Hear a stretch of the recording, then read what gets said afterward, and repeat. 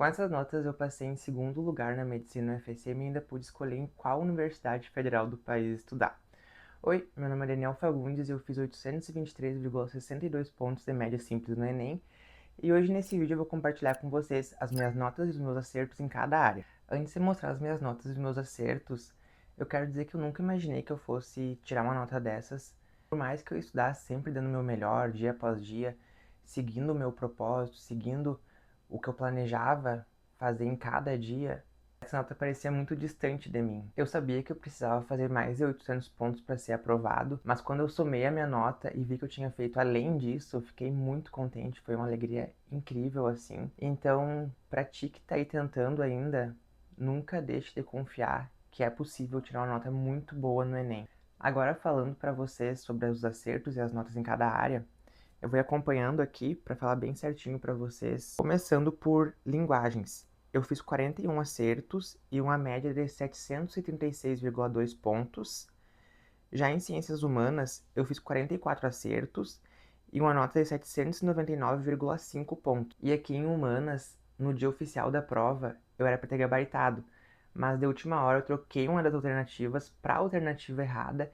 Então aqui já fica o meu conselho para vocês, não troquem a alternativa, porque muitas vezes a gente já marca a certa, mas começa a reler, começa a achar problema, e às vezes acaba trocando pela alternativa errada, que foi o meu caso e me penalizou bastante, porque por conta dessa mudança eu perdi mais ou menos 25 pontos. Ou seja, eu fiz 799 pontos, mas se eu não me engano, para quem me gabaritou, foi 823 pontos, a nota máxima no Enem 2023 em humanos. Em ciências da natureza eu fiz 39 acertos com uma média simples de 768 pontos, o que foi uma conquista muito grande, porque eu sempre tive dificuldade nessa área, principalmente em física, porque os assuntos são extensos, alguns são muito difíceis, e muitas vezes eu ficava muito preocupado com assuntos muito complicados que às vezes nem caía no Enem. Então aqui também fica outro conselho, às vezes não vale a pena ficar muito preocupado com assuntos que têm uma baixíssima recorrência no Enem, porque não vai ser relevante para a tua aprovação essas questões, caso venham a cair. Em matemática eu fiz 36 acertos com uma média de 834 pontos, o que é um pouco frustrante para mim, porque quando eu fazia os simulados eu ia muito bem, eu fazia mais de 40 acertos sempre.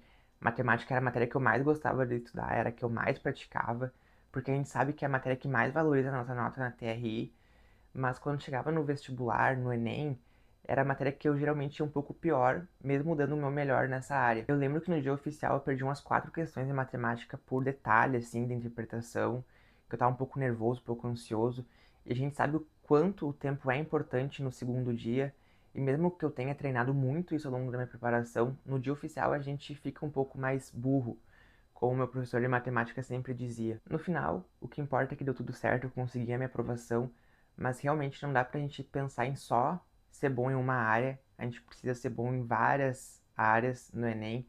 Quando tu precisa atingir um número muito alto de acertos, como é no caso para ser aprovado em medicina. Em redação eu fiz 980 pontos, o que foi uma conquista muito grande, porque redação era uma das áreas que eu tinha muita dificuldade ao longo da minha preparação. Produzir textos, escrever esses textos era um problema bem grande, porque muitas vezes eu travava, eu ficava sem repertório, sem ideias. Mas como a gente sabe que redação é muito importante e a gente precisa melhorar justamente naquilo que a gente é ruim, eu depositava muito tempo de estudo em redação para melhorar esse meu problema de velocidade, esse meu problema de escrever um texto. E a gente sabe, quanto mais a gente escreve, mais a gente desenvolve o nosso próprio modelo de redação. E em 2023 eu tive o acompanhamento de uma professora maravilhosa, a professora Mila Borges, que me deu muita confiança na minha escrita.